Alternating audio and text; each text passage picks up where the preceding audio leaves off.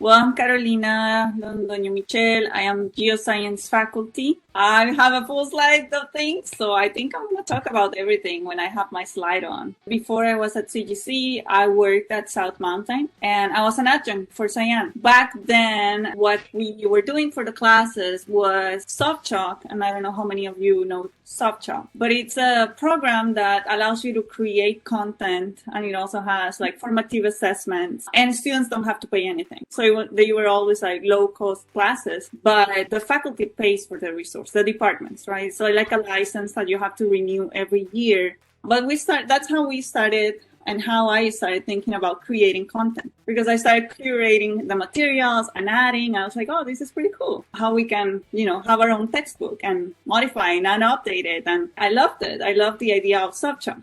So then I started working at CGC, and Cyan introduced me to Charlene and Mary. They're in South Mountain and Scottsdale. And we had a little group that met every Friday. And we call it like the awesome Geo Women collaboration.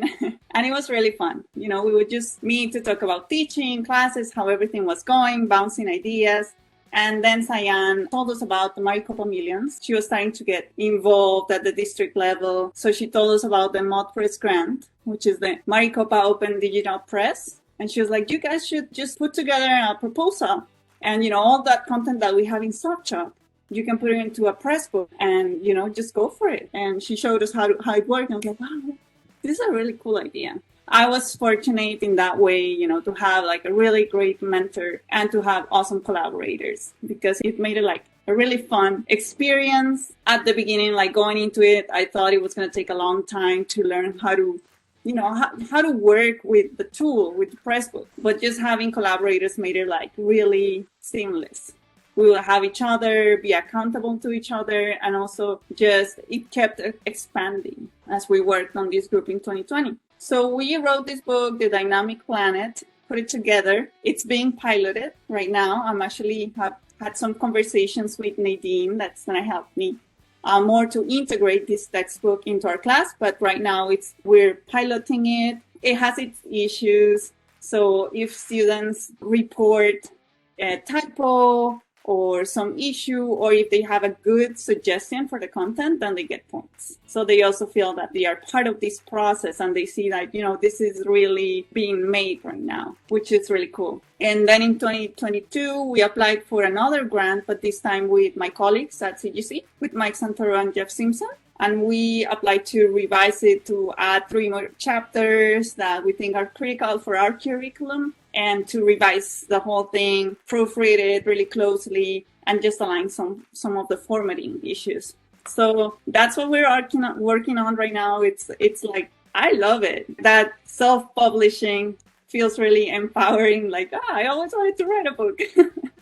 And then it opens up all the possibilities, when you think like, oh, my students could also publish their work and have their books.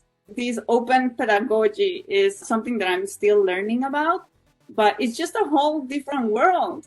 And it's so exciting. My advice for anybody that wants to start working on this is just network, collaborate, ask for resources, because that really pumps you and opens doors. So that's where we are right now. I'm very proud of this book, although it has a lot of issues.